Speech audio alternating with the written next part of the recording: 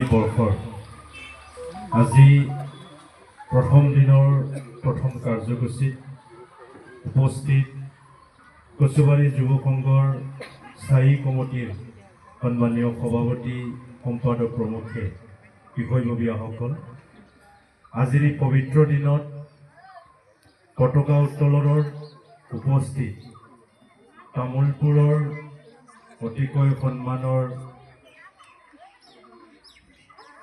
আমাৰ জ্যেষ্ঠ ব্যক্তিসকল, সমাজসেৱকসকল, শিক্ষাগুৰুসকল, লগতে বিভিন্ন ছাত্ৰ সন্থাৰ বিষয়ববীয়াসকল আৰু তামোলপুৰ অঞ্চলৰ মোৰ অতিকৈ সন্মানৰ ৰাইজসকল, সকলো জ্যেষ্ঠ ব্যক্তিলৈ মই এই সময়ত মোৰ ৰঙালী বিহুৰ সেৱা জনাইছোঁ। আৰু